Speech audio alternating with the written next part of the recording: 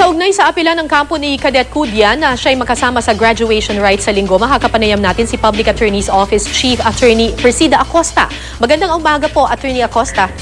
Magandang umaga sa iyo, Cara. Okay, sir. Ma'am, meron na po ba kayong nakuhang tugon sa PMA kaugnay po dito sa hawak ninyong affidavit ni Philippine Navy Commander Taboada na pinressure lang daw yung isa sa mga miyembro ng Honor Committee para bumoto ng guilty instead of not guilty?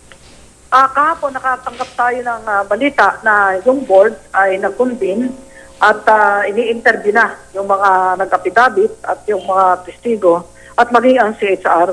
So kumuo ngayon, time sa PSS dahil linggo na ang graduation. So kumikilos naman ang board doon sa PMA.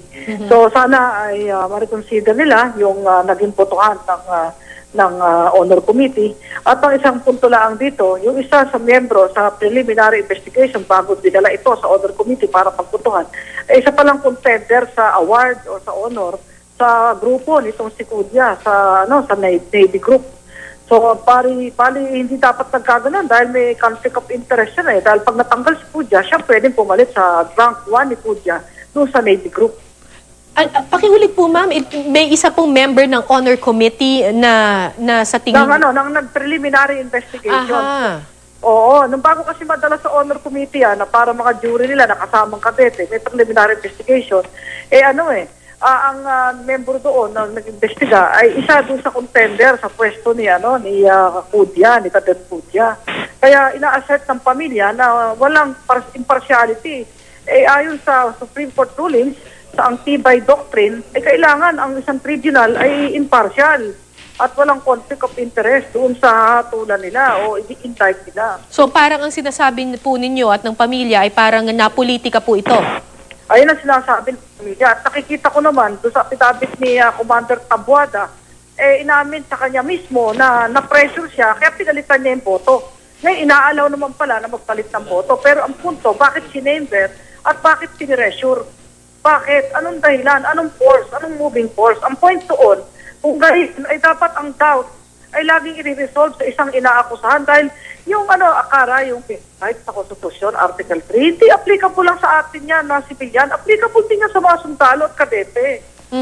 Ang tinutukoy niyo po ito si Cadet First Class Lagura na nung una po ay bumoto ng not guilty pero after sinasabi niyo po much pressure ay binaliktad niya yung kanyang boto. Ayon sa affidavit mismo nang nakadinig sa kanya. Ngayon, kung sino may nagsasabi hearsay yan, hindi po hearsay.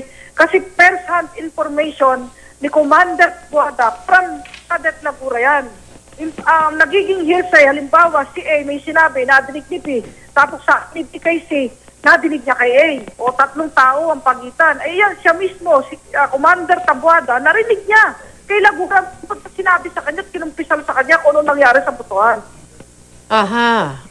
Hindi siya yan. Kasi ang witness, you must hear, you must see, you must smell, you must perceive, you must feel. Yun. Witness ka. Yun. At ano po ang sabi ng pamunuan ng PMA tungkol dito sa sinasabi ni Taboada na sinabi raw sa kanya nitong si Lagura na siya'y pinressure at i-chamber? Wala pa silang official statement yan. Pero sa tingin ko, isang man of honor si Commander Taboada. Dahil sinumpaan niya yan kay sa CHR Regional Director ng Cordillera at kanyang pinanumpaan at kami ay nabigyan ng kopya. Kaya nagkaroon ng newly discovered evidence itong PAO para makatulak ng apil. At yung sinasabing may panahon pang mag-apila, dininay na pala nila extension ng tao kay Cudya. Pero alam mo naman kami sa PAO, Cara, kilala mo kami, makulit kami. Talagang kung may hibla pang pag-asa at mabigyan ng karapatang pantao ang isang aming kliyente, gagawin po namin ang lahat. Pero Attorney Acosta, hindi po ba parang too late na dahil sa linggo na yung graduation tapos sinabi na rin naman na pwede namang magpalit ng boto. So at this point, talagang kung ano yung huling boto which is 9-0, hindi ba yun talaga, yun na yung susundin dapat? Hindi. Honorable bang i-pressure mo ang isang vote judge? I-pressure mo, i-chamber mo? Nasa honor code ba yun? Wala. Ang honor code ay kagalang-galang pero walang sinabi doon na ma-pressure ka at mag-chamber ka ng isang jury o isang member ng honor committee. Wala sa guidelines sila yun. At kahit sinong tao na kahit di nakapag-aral ay mag-iisip bakit kailangan pressurein? Bakit kailangan i-chamber? O, di ba? Aba, ay sa ating eleksyon, ang gagayad dyan ay ang ating mga sundalo. Eh, dapat ang ating sundalo guided na hindi dapat mapapalitan ang boto. Now, nakausap niyo na po ba itong si Cadet First Class Lagura na miyembro nga ng Honor Committee at kinumpirma rin ba niya sa inyo na talagang pinressure siya para palitan ng kanyang boto? Hindi ko pa siya kinakausap. Alam mo yan si Lagura, yan ay graduating. Ano man ang gawin niyan ay under the ano pa rin ng ating PMA, no? At hindi ko pa siya nakakausap. Pero ngayong araw na ito, kami ay tutulak ng Baguio para dalawin itong sitwasyon itong si Cadet Kuya. Dahil na hanggang ngayon ay nasa holding center ng ng PMA. So malalaman at matutuklasan kung ano pa yung mga detalye. At ang CHR ay atin din pupuntahan sapagkat ako magpapasalamat personal sa kanilang mga pagsisika para makakuha ng mga statements ng mga testigo. Kasi if ever i-deny po nitong si Cadet First Class Lagura na talagang pinressure siya to change his vote, then anong mangyayari dun sa testimony ni Tabuada? Kara, palalabasin niyang sinungaling si Commander Tabuada. Ngayon, ang sagot ko, ang Diyos ang hahatol sa kanila kung sino nagsisinungaling sa kanila. Isipin mo, life and death ito ng tao, kapalaran, karangalan, buhay, tangal, nakasalalay sa mga salisalita nila, ay nasa honor code nila, bawal magsinungaling, bawal mantaya. Yun din ang ikinakaso dito kay Cadet Kuya. At yung sinasabi ng huli na ako, ay better late than never. Yan ang kasabihan ng ating kultura.